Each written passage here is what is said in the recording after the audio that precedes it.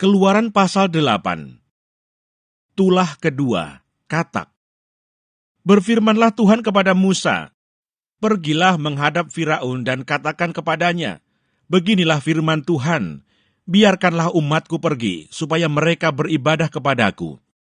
Jika engkau menolak membiarkannya pergi, maka aku akan menulahi seluruh daerahmu dengan katak. Katak-katak akan mengeriap dalam sungai Nil, lalu naik dan masuk ke dalam istanamu dan kamar tidurmu.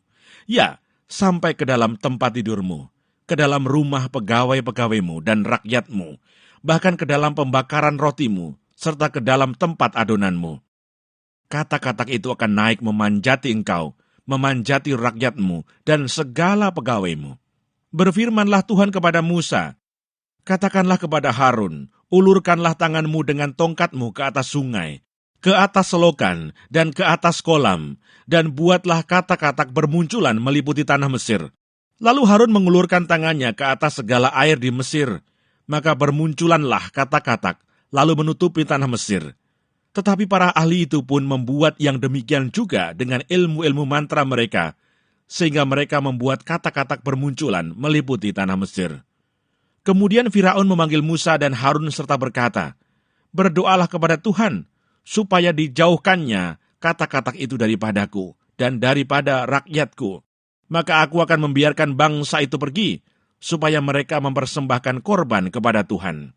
Kata Musa kepada Firaun, "Silahkanlah tuanku, katakan kepadaku, bila aku akan berdoa untukmu, untuk pegawaimu dan rakyatmu, supaya katak-katak itu dilenyapkan daripadamu dan dari rumah-rumahmu, dan hanya tinggal di sungai Nil saja." Katanya, "Besok." Lalu kata Musa, "Jadilah seperti katamu itu, supaya tuanku mengetahui bahwa tidak ada yang seperti Tuhan Allah kami.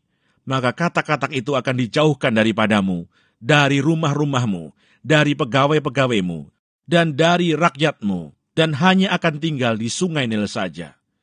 Lalu Musa dan Harun keluar meninggalkan Firaun, dan Musa berseru kepada Tuhan karena katak-katak yang didatangkannya kepada Firaun.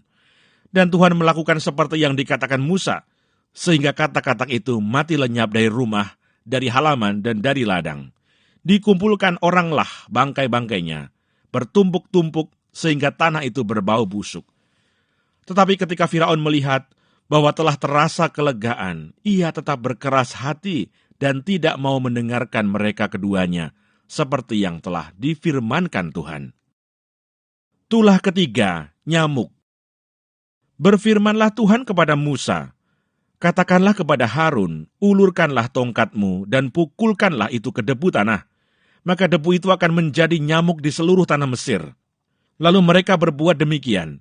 Harun mengulurkan tangannya dengan tongkatnya dan memukulkannya ke debu tanah. Maka nyamuk-nyamuk itu hinggap pada manusia dan pada binatang. Segala debu tanah menjadi nyamuk di seluruh tanah Mesir. Para ahli itu pun membuat yang demikian juga dengan ilmu-ilmu mantranya untuk mengadakan nyamuk-nyamuk. Tetapi mereka tidak dapat. Demikianlah nyamuk-nyamuk itu hinggap pada manusia dan pada binatang. Lalu berkatalah para ahli itu kepada Firaun, "Inilah tangan Allah." Tetapi hati Firaun berkeras, dan ia tidak mau mendengarkan mereka, seperti yang telah difirmankan Tuhan. Tulah keempat, lalat pikat. Berfirmanlah Tuhan kepada Musa, "Bangunlah pagi-pagi dan berdirilah menantikan Firaun. Pada waktu biasanya ia keluar ke sungai, dan katakanlah kepadanya, beginilah firman Tuhan, biarkanlah umatku pergi, supaya mereka beribadah kepadaku. Sebab jika engkau tidak membiarkan umatku itu pergi, maka aku akan melepaskan pikat terhadap engkau, terhadap pegawai-pegawaimu, rakyatmu, dan rumah-rumahmu, sehingga rumah-rumah orang Mesir bahkan tanah di mana mereka berdiri akan penuh dengan pikat.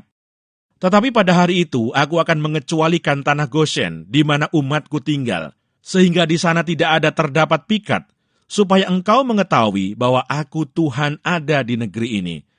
Sebab aku akan mengadakan perbedaan antara umatku dan bangsamu. Besok tanda mukjizat ini akan terjadi." Tuhan berbuat demikian, maka datanglah banyak-banyak pikat ke dalam istana Firaun dan ke dalam rumah pegawai-pegawainya dan ke seluruh tanah Mesir. Negeri itu menderita karena pikat itu. Lalu Firaun memanggil Musa dan Harun serta berkata, "Pergilah, persembahkanlah kurban kepada Allahmu di negeri ini." Tetapi Musa berkata, "Tidak mungkin kami berbuat demikian, sebab korban yang akan kami persembahkan kepada Tuhan Allah kami adalah kekejian bagi orang Mesir. Apabila kami mempersembahkan korban yang menjadi kekejian bagi orang Mesir itu di depan mata mereka, tidakkah mereka akan melempari kami dengan batu? Kami harus pergi ke padang gurun 3 hari perjalanan jauhnya untuk mempersembahkan korban kepada Tuhan Allah kami, seperti yang difirmankannya kepada kami." Lalu kata Firaun, "Baik, aku akan membiarkan kamu pergi untuk mempersembahkan korban kepada Tuhan Allahmu di padang gurun. Hanya janganlah kamu pergi terlalu jauh, berdoalah untuk aku." Lalu kata Musa, "Sekarang aku keluar meninggalkan tuanku dan akan berdoa kepada Tuhan, maka pikat itu akan dijauhkan besok dari Firaun, dari pegawai-pegawainya dan rakyatnya. Hanya janganlah Firaun berlaku curang lagi dengan tidak membiarkan bangsa itu pergi untuk mempersembahkan korban kepada Tuhan." Sesudah itu keluarlah Musa meninggalkan Firaun, lalu berdoa kepada Tuhan. Dan Tuhan membuat seperti yang dikatakan Musa. Pikat itu dijauhkannya dari Firaun dan pegawai-pegawainya dan rakyatnya. Seekor pun tidak ada yang tinggal. Tetapi sekali ini pun Firaun tetap berkeras hati. Ia tidak membiarkan bangsa itu pergi.